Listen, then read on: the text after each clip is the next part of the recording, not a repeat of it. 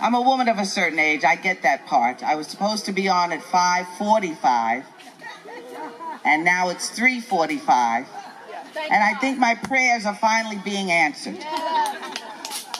You know, when I first started doing comedy, if I was on at midnight, that was early. But now I'm inching up on 2:30, which is really what I want. So 3:45 is good, don't you think? Yeah. I mean, your energy's kind of pieced out there. I realize. I mean, look at you. You're just relaxed, and you're not really ready for edgy comedy right now. You're not. It looks like you need hugs. You look like you look like you need love, don't you? Do you need some love? I'm going to give you some love today. How about that? A little bit of love, a little bit of comic love. Because we come here today and we sit here in community after 2 more shootings. Huh? So, you know, I'm a comedian, and and we're supposed to do cathartic shit like make you laugh after tragedy. I don't know how I'm supposed to do that, but I came here and I thought, I just want to talk to you. Can I talk to you? Most of you, how many of you seen me before? Yeah, that's good. So can we just talk? Can we talk? So I start thinking about, and by the way, let's thank our Sonny here, the interpreter here. I'm not blocking you or anything, am I? Okay. So, and I'll get her to do stuff like pussy, things like that, just to make you feel comfortable and know it's still me. You all know I'm funny. 35 years in July, I've been doing lesbian comedy. So I'm pretty fucking confident that I'm funny. And fuck you if you don't think so. But anyway, I think I'm pretty good. And I come here and I start thinking about all of these angry men. Just angry white men. Angry black men. Angry people in general. Anger. How many of you have ever been angry in your life? In your life? Yeah. Anger is real. I had people that come to me, they say, "Oh, Karen, when you first started doing comedy, you were so angry." I was angry. There was shit to be angry about. I was black, lesbian, poor, okay? And the goddess had a great sense of humor to give me 3 sons. The younger gods always said, "How did you have those sons?" I said, "Well, I fell asleep 3 times. And when I woke up, they were there." But I have to tell you, all 3 of them are angry. But somehow, they don't go out and get assault rifles and walk into malls or Walmart and shoot people, okay? And I'm going to tell you why. Especially for all of you with those little gabies, I see you out there. I'm so happy to see strollers that have babies in them and not dogs. I'm just so happy to see strollers with babies. Because I was just in Provincetown and I walked up to a stroller. I was getting ready to say, "What a cute baby," or if it's not cute, you just say, "Oh, a baby." And there were paws sticking out of it. And I was like, how much fucking disposable income do you have that you're now putting your dog in a stroller? Well, of course, one of the dykes had to come up to me and explain that her dog's hip was hurting. And I made the wise comment, perhaps if you let it walk, its hip wouldn't be hurting. Because if any of you sit there for another 2 hours, everything's gonna be hurting. You gotta get the lotion in the motion, people. You gotta move, okay? So shit has to move. And I'm gonna tell you why, in particular, my 3 sons are the way they are. Because they're mine. And I raised them in community. And I want to give a shout out to all of you here who are part of my community. If we don't get rid of these fucking lonely silos in our culture, we won't be able to go to the mall. The mall. Do you hear them calling it now for the millennials, which they didn't ask to be called millennials?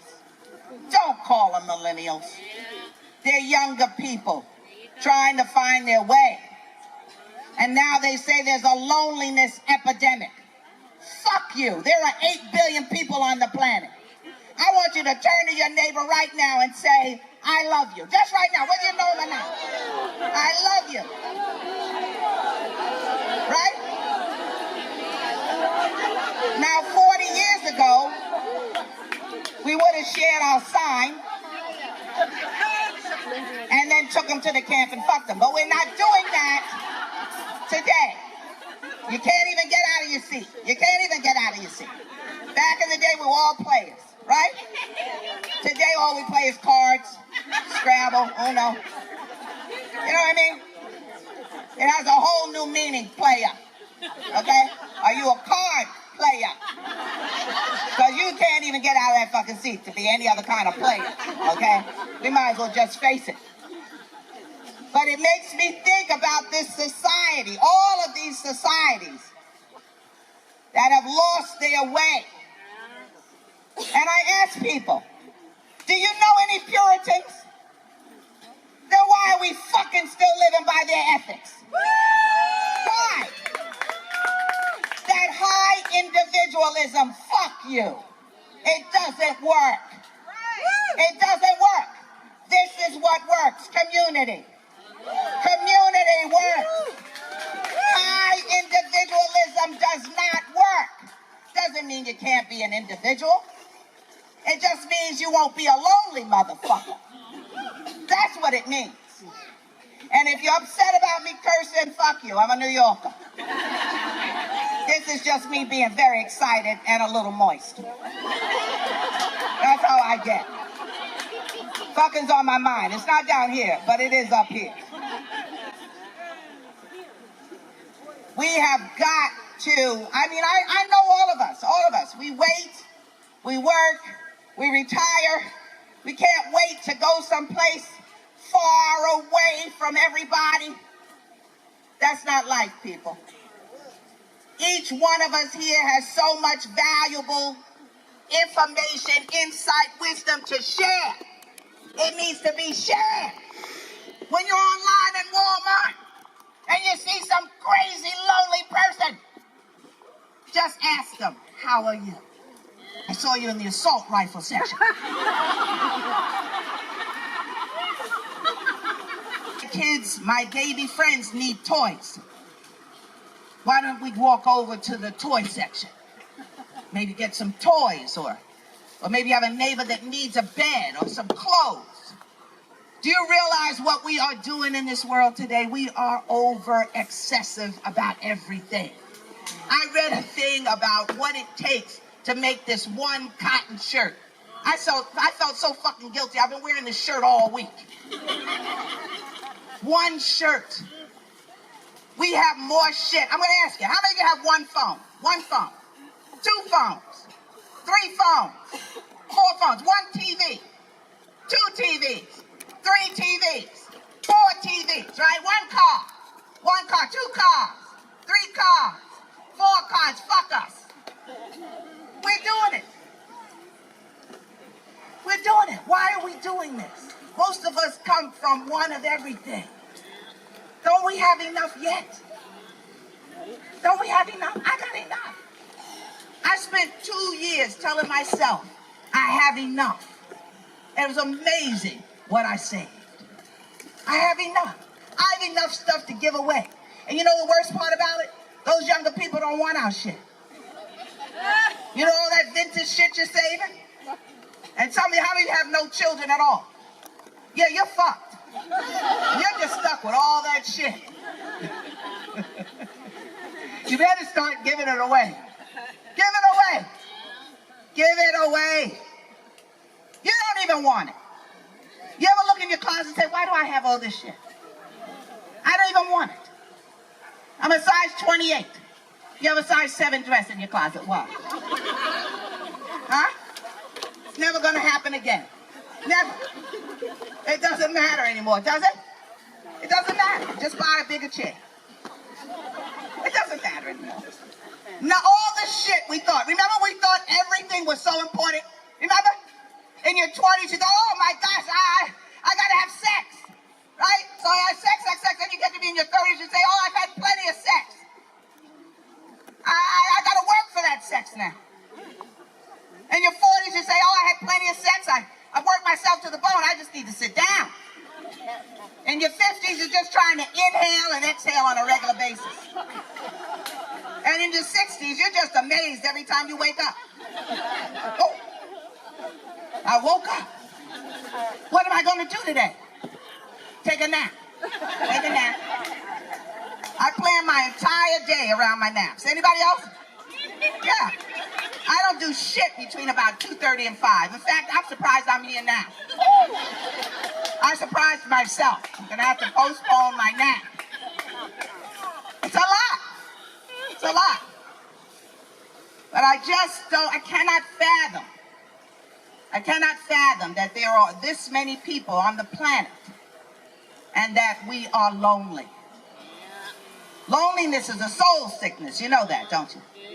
People are soul sick. And if there's 3 things that we have to share as lesbians, 3 things, we have to share them with the younger women, younger men, everyone around us. Number 1, potluck. There's power in the potluck. Do you remember the potluck? Power in the potluck. Power. Nobody went hungry. Now, you might not have wanted chopped bologna spread. But if that was what was at the potluck, you ate it. Okay? And then I was always upset with the potlucks because the butchers never had to bring much. Just a salad. Just a salad. Would you do me a favor? I'm going to be like a musician. Could I have a little bit more volume here? I am screaming, and I don't want to. So, the femmes were in the kitchen cooking those tuna casseroles, and the butchers just had to bring a salad. And most of them didn't bring a whole salad. They just brought a head of lettuce.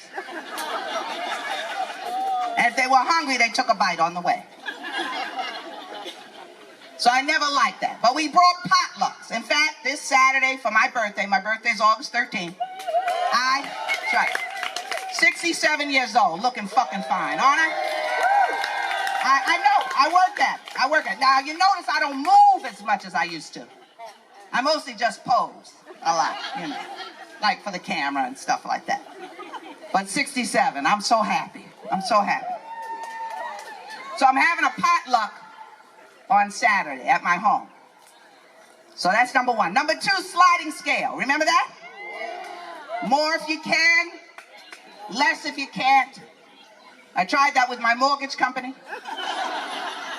It didn't really work. But we can at least share it when we're in community. And that's number 3, community. Community.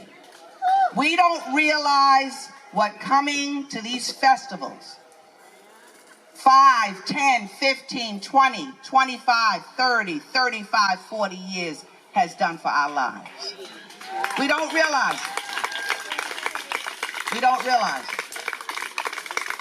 We do not feel like we have to suffer in silence is number 1. In fact, the Lesbian Gossip Channel is the most powerful communication source in the world. Wouldn't you agree? You agree? You tell somebody something right now, it's like a bad game of telephone. We all know it in a matter of seconds. Is that not true? Matter of seconds. So we've learned how to communicate. We've learned the importance of communicating. We don't have to suffer in silence. We go to therapy. How many of you go to therapy? Please. Yeah. We are the reason that there are so many therapists. Lesbians need therapy all the time. Really, what we really need is sex. But sex is so hard to get today. You have to know their name, where they live. That we go to therapy instead and talk about our need for sex. And some of us then have sex with the therapist, but that's another inappropriate discussion. The point being is that we have learned and are constantly learning the power of community and communication. We don't have to suffer in silence. We do not. And that's the main thing that I learned as a young lesbian, is that I could communicate, even if some of the communications are fucked up. Because sometimes we have awful communication, but at least we're talking, right? I mean, race makes everybody nervous. Nervous. But we talk, don't we? We try to understand. We try to relate. We even appropriate some shit incorrectly. But a sister will kindly come up and tell you, take those feathers out of your hair. White women, please do not wear dreadlocks. You know, we try to tell you. Some of you listen, some of you don't. But soon enough, you learn what's appropriate and what's not. I've made the goddess so happy she's crying. She's crying right on my head. So that's what I've been thinking about, is how we need to share with everyone. Now, I know a lot of us, any old lesbian separatists here? Separatists? Right. Well, it's hard to call myself a separatist when males came out of this womb. But I did separate myself from them as soon as I could. A lot of the mothers are with me there. If you're a mother with son, raise your hand. Let's have a moment of love together, because sometimes we feel like we were just manipulated by the patriarchy, but it's okay. At least we have discussions about the patriarchy. Because as a lesbian feminist, what I learned was about how systems oppress us. Remember? Systems of heterosexism and patriarchy and racism, right?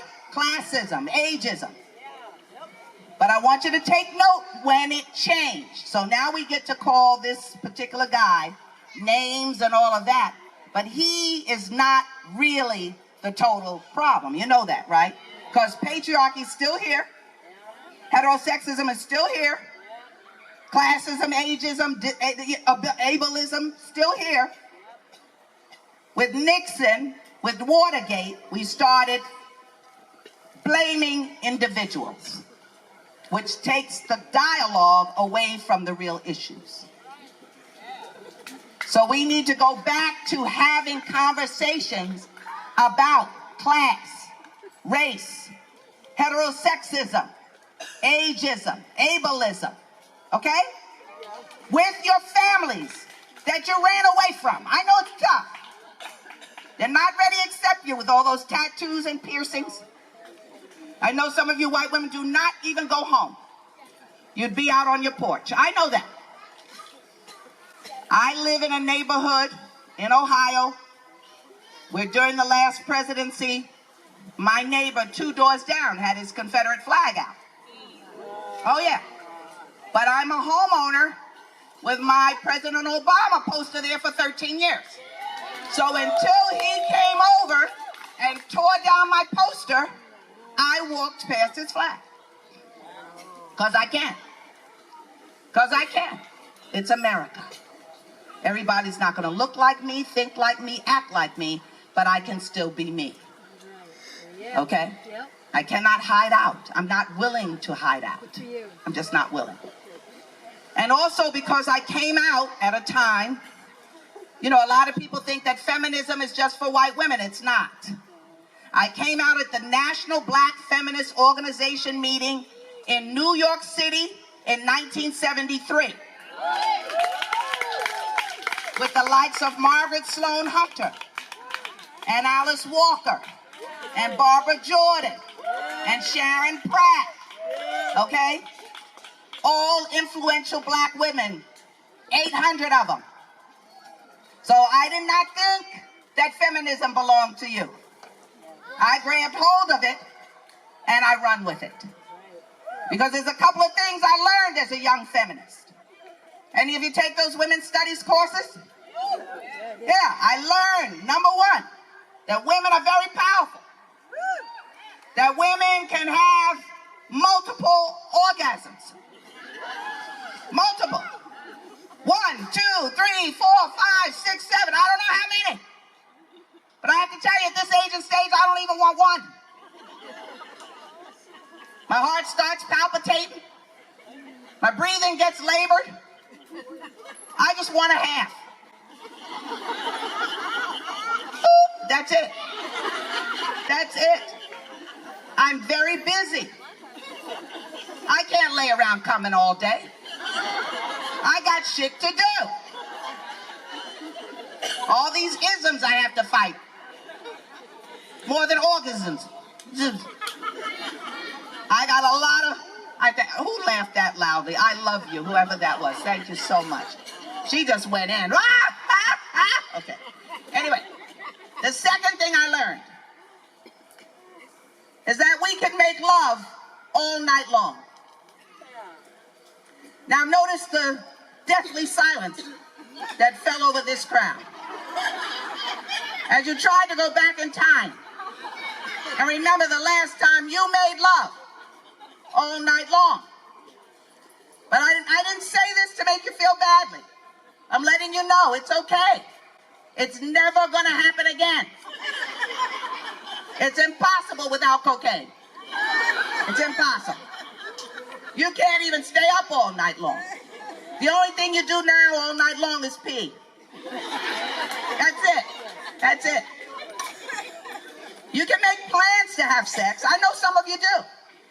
You try to do things early enough.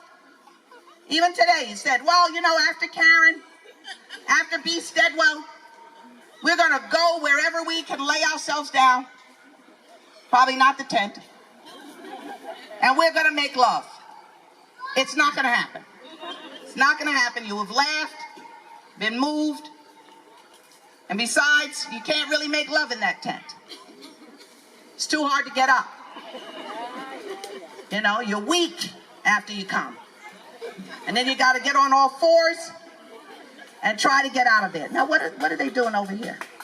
This is scary to me. What's going on? Oh, no, they're so polite. Aren't they nice? Aren't they nice? Yeah, it's fine. They just want to be close and, well.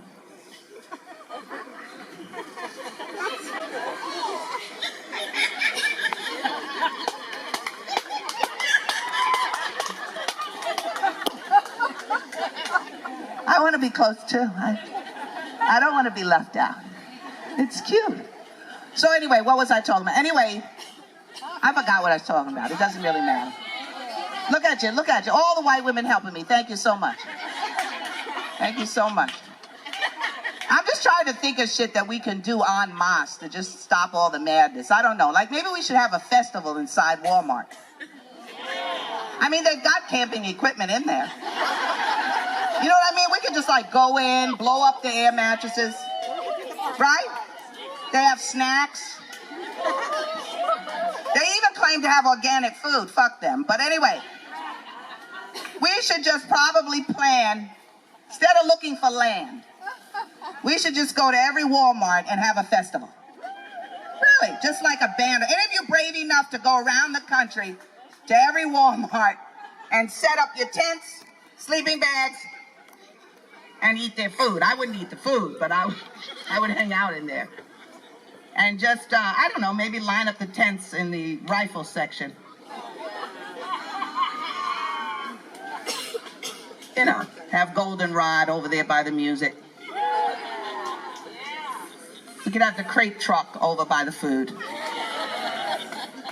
we're gonna have to be innovative. We're gonna have to be innovative. We can't just become, how many of you feel kind of helpless and hopeless when you read that shit, huh? Yeah, I mean, it makes you feel like I'm a New Yorker, okay? I'm not saying that I've dodged bullets or anything, okay? But I just can't find myself, I can't find it within myself to suddenly walk around the planet in fear. I just don't want to walk around the planet in fear. I just don't want to walk around this planet in fear. I really don't. I I had a lot of fear when I grew up in New York, and it's probably, when I'm thinking about it right now, what helped me to do comedy. I remember going down an alley in Brooklyn, and this guy appeared out of nowhere, because they're magicians in New York. They just fucking appear out of nowhere. And called me, I was about 13 and really skinny, flat-chested, skinny. And he said, "Hey, cupcakes." And I went like this: "Cupcakes? You calling me cupcakes? I ain't got no cup, I ain't got no cakes." And I was backing out and then ran, because I ran track. Laughter's very disarming, you know. I'm not saying we should go around like fools making people laugh. But I am saying that some of y'all look like you haven't laughed in quite some time. You go around looking so serious. And I know it's serious, because you're kind of pissed off, aren't you? Are we pissed off for a different reason now? We're pissed off because if you had to get up right now and run, it would take some time. Wouldn't it? If I said right now, fire, about 80 of you wouldn't make it. We'd have to come back and get your ass, really. That's what you're pissed off about now, aren't you? Aren't you pissed off when you go into the kitchen to get something, and then you get there and you say, "What am I doing in here?" So you go back out, and you say, "Oh yeah, that's right, I needed to get that." And you go back in the kitchen, and you can't remember again. So we're going to make that an exercise program. You just walk back and forth. What the fuck did I want? Oh yeah, that's right. Yeah, okay. Oh shit, I forgot again. Okay, let's see. You can get in at least 4,000 steps that way. You won't get your whole 12,000, I know, but a good 4,000. You know what I mean? Yeah, you got. We can't just sit around sedentary, bemoaning our fate. That's not gonna help anybody. It's really not. And for the people that are pessimistic about prayer, I have to tell you something. Try not to be. Try not to be. This is a comedy performance, but in the middle of it, well, towards the end, they gave me my 10-minute sign. I want us all to close our eyes, and in your own form of prayer, let's just send out some prayers to those families and those people in El Paso and Dayton. Will you join me? Thank you.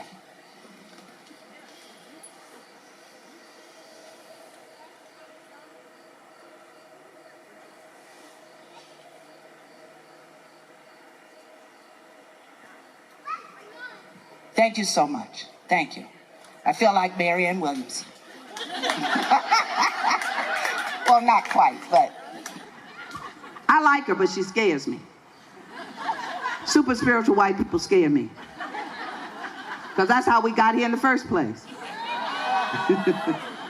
That's how we got here. They prayed, they were Christians. They loaded us up as cargo, you know, just like we say today, God bless America. Like no, God's not blessing any other place but America. We gotta open this shit up. We gotta open up. We have to open up. We. It's always the small and mighty that save everything. Don't be fooled. I'm not fooled. I'm not fooled. You know, people can say what they want to. They want to try to bring everybody down about former President Obama, right? But I have grandchildren. I have my 12-year-old cousin in the hotel room right now, and I'm leaving right after this show to go to Chicago to pick up my grandchildren, 14 and 16, right? President Obama's the only president they know. That's the only president they all know. Now, when I was 12, my president was assassinated. What the fuck did that do to all of us? To all of us. We have almost little to no confidence in national leadership. We all have post-traumatic stress disorder. Fuck you, we do. Our president was assassinated. And we went on because of how our lives were. If you're over 60, you know what I'm talking about. We didn't talk about shit. So nobody helped us get over that. We just went to school the next week like nothing happened. But imagine little black, brown, white boys and girls experiencing brown man who was not assassinated as the president of this country. Huh? I am not fooled by any of this other nonsense. It's nonsense. Not the loss of people's lives. I would never diminish that. But the fact that I'm now going to be twisted and turned around as though any of this shit is new. It's not new, people. It's news because we're not involved in reporting the really good shit. Nobody's reporting about this festival, except maybe Lesbian Connection. You know what I'm saying? So we have to tell each other some good news, some positive news, some shit that's gonna move us. You know what I mean? Become the purveyors of a different type of truth. I'm so honored and deeply grateful for all of you, all your support of me. When I came here 35 years ago, I was angry. And it wasn't at anyone. It was because I didn't believe in the goddess in me. I didn't believe in the powerful beauty, power and beauty in me. And I'm gonna say it. I learned that from all of you.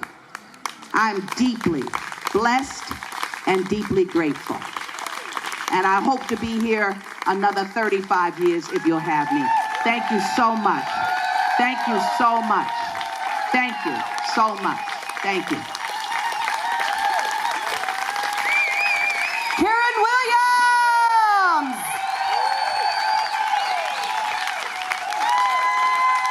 Brilliant. Brilliant.